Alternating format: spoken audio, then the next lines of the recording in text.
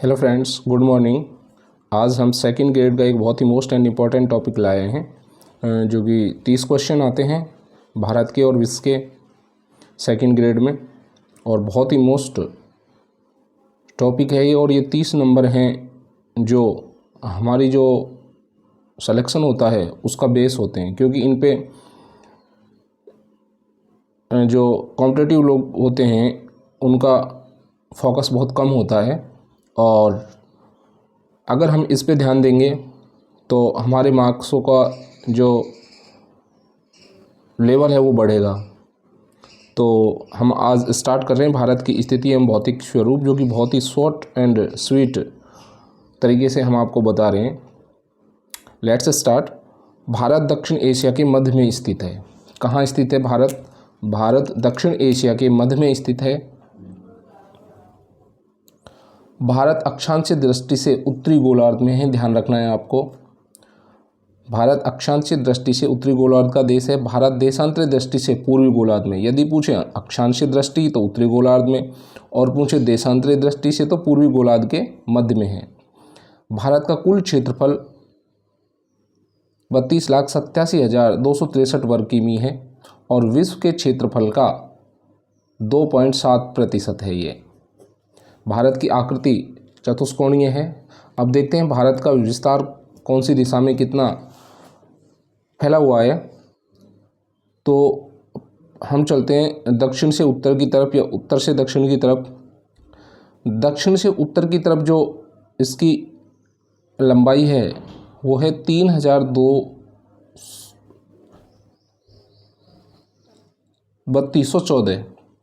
कितनी है?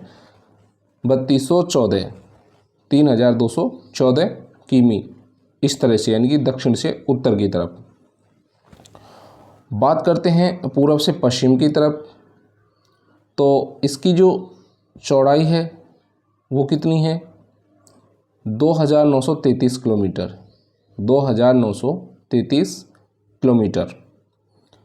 और जो उत्तर से दक्षिण की जो लंबाई है वो कितनी है? 3214। आप ऐसे याद रख सकते हैं, 321 4, 3214, इस तरह से आप इसको याद रख सकते हैं। अब बात आती है अक्षांशीय और देशांतरीय विस्तार की।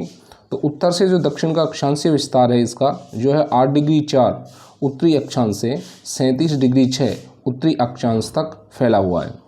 इसके उत्तर में इंदिरा कौल जम्मू कश्मीर, और दक्षिण में इंदिरा पॉइंट जो कि अंडमान निकोबार में है, यहाँ तक ये फैला हुआ है। उत्तर से दक्षिण की तरफ इसका जो विस्तार है, अगर अक्षांशीय विस्तार की बात करेंगे हम, तो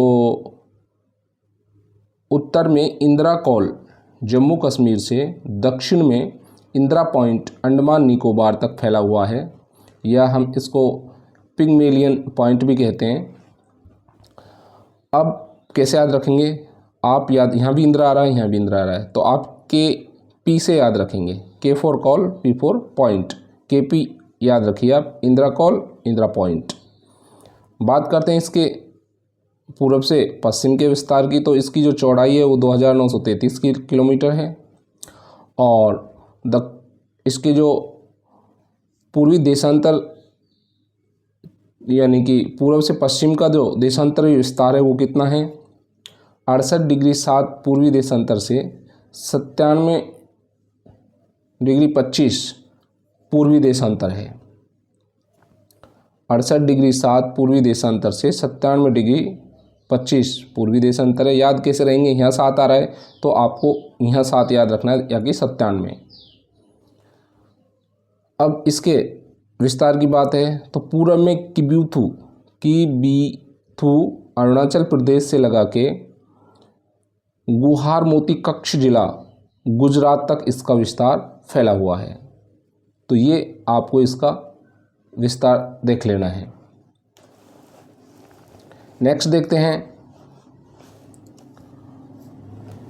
भारत की जो स्थलीय सीमा की जो लंबाई है।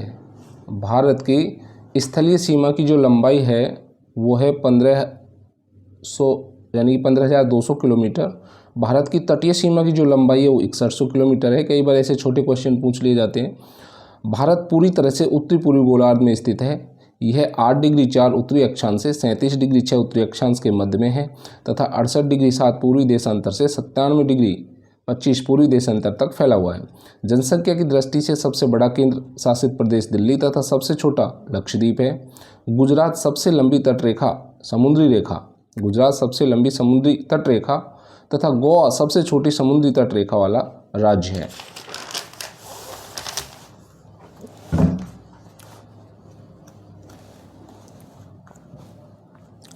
प्रमुख चैनल है इंदिरा पॉइंट, जो कि इंदिरा पॉइंट इंडोनेशिया के बीच है।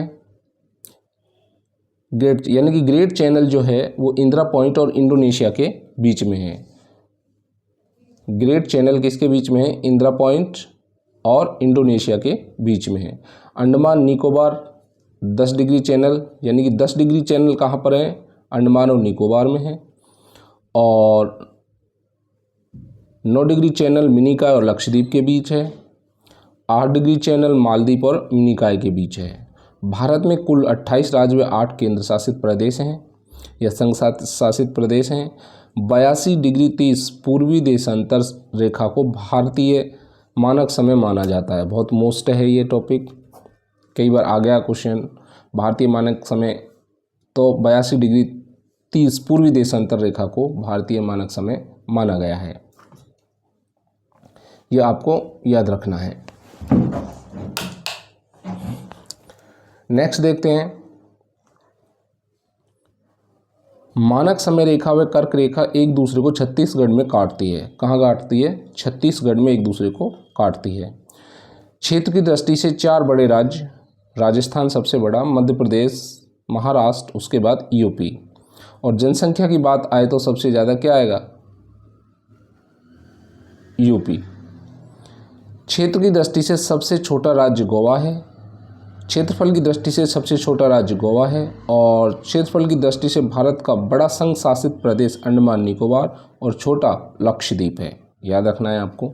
जोजिला दर्रे का निर्माण सिंधु नदी द्वारा किया जाता है। बहुत मोस्ट है, याद रखना है आपको। जोजिला दर्रा का जो निर्माण है वो किस नदी के द्वारा किया जाता है?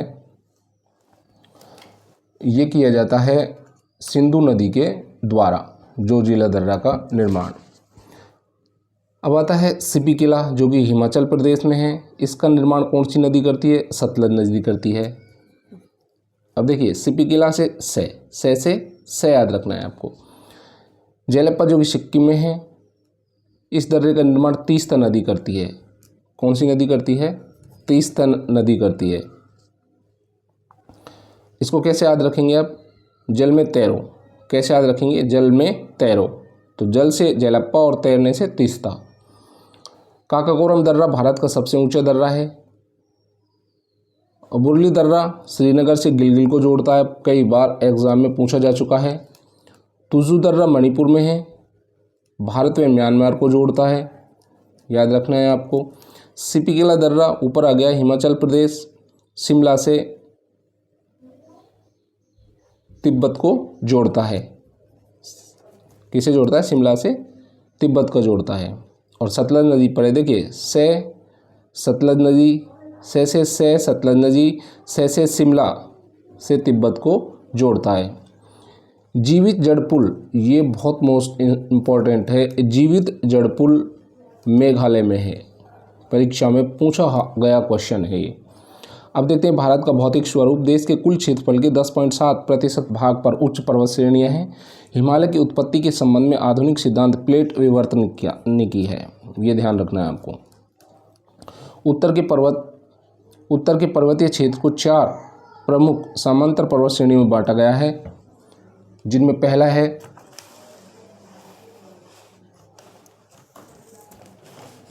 जिनमें हम पहले को देखते हैं। पहले में है ट्रांस हिमालय। इसके अंतर्गत कौन कौन से आते हैं? काराकोरम, लद्दाख, जास्कर पर्वत। ये बहुत इंपॉर्टेंट हैं, ये चारों ही पर्वत। और इनको आपको, जो उत्तर के पर्वतीय क्षेत्र हैं, इनको आपको बहुत ही शॉर्ट उसमें बताया गया है। इनमें से क्वेश्चन 100% फंसेगा। ट्रांस हिमालय, इसके अंतर्गत काराकोरम, लद्दाख, जास्कर पर्वत श्रेणी आती हैं। और इसकी जो मोस्ट एंड इम्पॉर्टेंट चोटी है वो K2 गाडविन आस्टीन, जो कि काराकोरम की सर्वोच्च चोटी है। ये आपको याद रखना है, काराकोरम की सर्वोच्च चोटी है जो भारत की सबसे ऊंची चोटी है। बहुत ही मोस्ट एंड इम्पॉर्टेंट लाइन है। K2 गार्डविन आइस्टीन काराकोरम की सर्वोच्च चोटी और भारत की भी सबसे ऊंची चोटी है। हिमाद्री, जिसको वृद्ध हिमालय भी बोला जाता है, हिमालय की सबसे ऊंची श्रेणी है। हिमालय की सबसे ऊंची श्रेणी कौन सी है? हिमाद्री या वृद्ध हिमालय। इसकी जो चोटियां हैं, शिखर है, वो है कंचनजंगा, नंगा पर्वत एग्जाम में पूछा गया है, नंदा देवी, देखिए नंगा पर्वत नंदा देवी, कंचनजंगा, नामचा बरवा कई बार आ चुका है, नामचा बरवा। लघु या मध्यम हिमालय, इसमें पीर पंजाल आती है, धौलाधर आती है, मंसूरी आती है और नागटीबा आती है। ये मोस्ट है, नागटीबा। लघु या मध्यम हिमालय की घाटियाँ, कश्मीर घाटी है और राहुल स्फीति है, कुल्लू है, कांगड़ा है। ये मोस्ट है इसमें राहुल स्फीति। शिवालिक, ये कई बार पूछ लिया गया है एग्जाम में शिवालिक कि ये नवीनतम भाग है या सबसे पुराना भाग है। तो शिवालिक, जिसको हम निम्न या बाह्य हिमालय भी बोलते हैं, यह हिमालय का नवीनतम भाग है। अभी किसी एग्जाम में पूछा गया क्वेश्चन है, ये नवीनतम भाग है।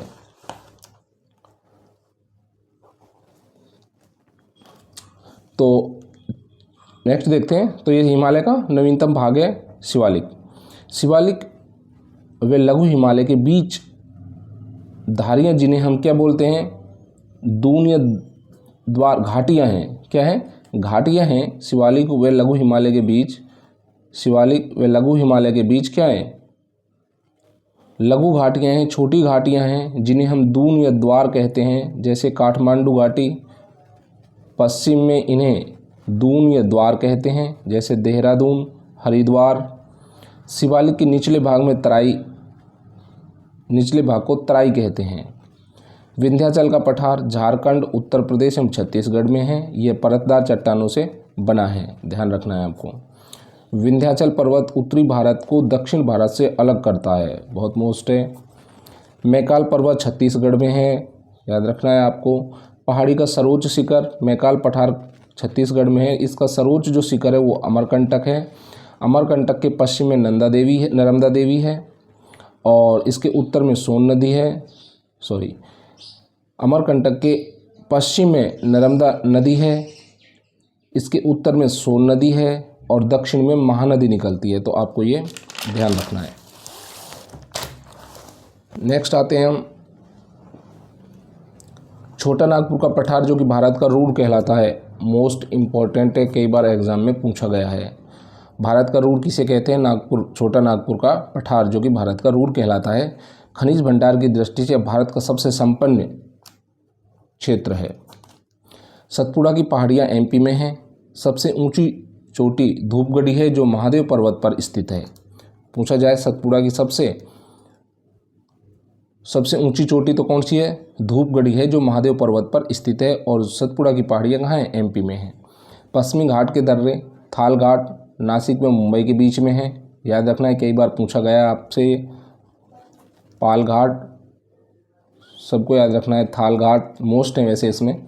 थाल घाट नासिक में मुंबई के बीच में है। बोहर घाट मुंबई और पुणे के बीच में है। पाल घाट कोयम्बटूर को चीन के बीच में है। पाल घाट जो है वो कोयम्बटूर व चीन के बीच में है। और सेन घाट तिरुवनंतपुरम एवं मदुरई के बीच में है। दक्कन का पठार महाराष्ट्र राज्य में है, काली मिट्टी का क्षेत्र है। पूर्वी भाग को विदर्भ कहा जाता है। दक्कन के पठार का पूर्वी जो भाग है उसको क्या बोला जाता है? विदर्भ बोला जाता है। धारवाड़ का पठार कर्नाटक राज्य में है, बहुत मोस्ट है ये। और इसके पश्चिम भाग में बाबा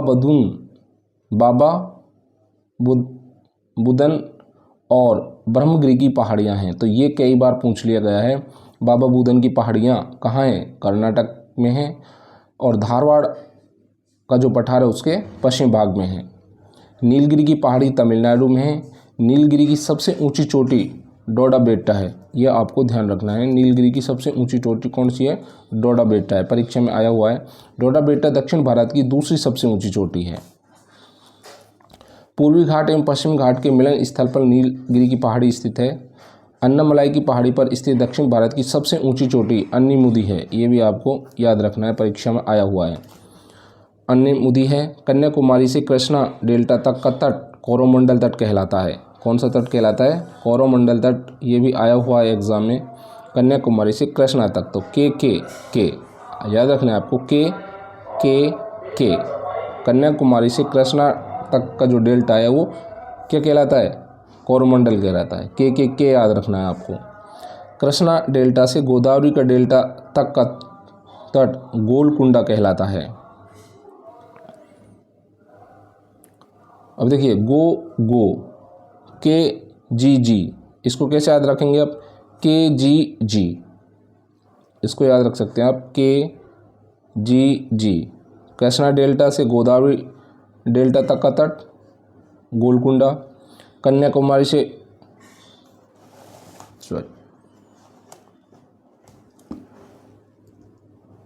तो ये हमने पढ़ लिया था। डोडा बेटा के दक्षिणी भाग की सबसे ऊंची चोटी क्या है?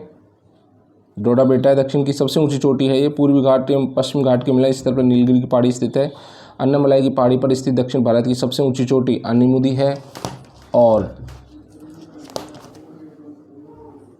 कन्याकुमारी से जो कृष्णा तक का डेल्टा है वो कोरोमंडल तट कहलाता है। और कैसे याद रखेंगे अब? के कृष्णा डेल्टा से गोदावरी डेल्टा तक का जो तट है वो गोलकुंडा कहलाता है। इसको कैसे याद रखेंगे अब? के जी, गोदावरी डेल्टा से लेकर उत्तरी तटीय भाग का उत्तरी सरकार तट कहलाता है। गोदावरी डेल्टा से लेकर उत्तरी तटीय, तो उत्तरी तटीय आ रहा है तो उत्तरी सरकार, उत्तर से उत्तरी सरकार याद रखेंगे आप। नौवा बंदरगाह महाराष्ट्र में परीक्षा में कई बार पूछ लिया गया है। अंडमान निकोबार द्वीप समूह की सबसे ऊंची पर्वत चोटी सैडल पीक है। नेक्स्ट चलते हैं प्रमुख चैनल ट्रिक। अब देखिए ये चैनल है 8 डिग्री, 9 डिग्री, 10 डिग्री और ग्रैंड चैनल। तो इसको कैसे याद रखेंगे? ये ट्रिक है। मामी लक्ष्मी छोटी कार से निकले, तो मामी का क्या हो जाएगा? मा फॉर मालदीप और मी फॉर मिनिकाय। मालदीप व मिनिकाय के बीच में कौन सा चैनल है? 8 डिग्री चैनल है। इस तरह आप याद रखेंगे। मामी लक्ष्मी छोटी कार से निकले, मालदीप मिनिकाय के मध्य 8 डिग्री चैनल। फिर आती है लक्ष्मी, तो लक्ष्मी से याद रखेंगे आप लक्षद्वीप। लक्ष्य से क्या आ जाएगा? लक्षद्वीप। और मी से क्या हो जाएगा? मिनिकाय के मध्य। लक्षद्वीप और मिनिकाय के मध्य कौन सा चैनल है? 9 डिग्री चैनल है। छोटा अंडमान व कार निकोबार, छोटी कार। तीसरा क्या है? छोटी कार। तो छोटा अंडमान, कार निकोबार, इनके मध्य में कौन सा चैनल है? 10 डिग्री चैनल है। फिर क्या आता है? से निकले, से सुमात्रा व निकले से निकोबार, इनके मध्य कौन सा है?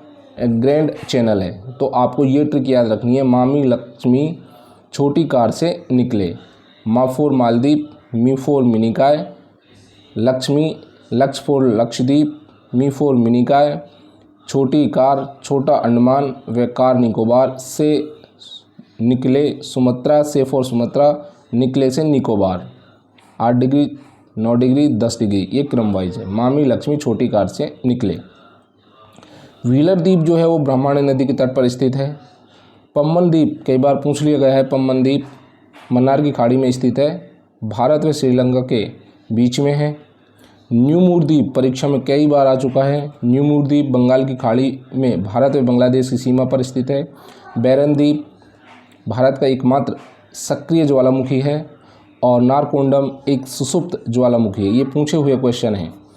तो फ्रेंड्स, इसके बाद जो हमारी क्लास आएगी वो आएगी महासागर की, और महाद्वीप और महासागर की क्लास आएगी। तो आप ज़रूर उसको देखें। आज ही हम डालने वाले हैं उस क्लास को, और आपसे आशा रखते हैं कि आप हमारे चैनल को सब्सक्राइब करेंगे और हमारा हौसला अफजाई करेंगे। मिलते हैं एक नए वीडियो में, तब तक के लिए जय हिंद।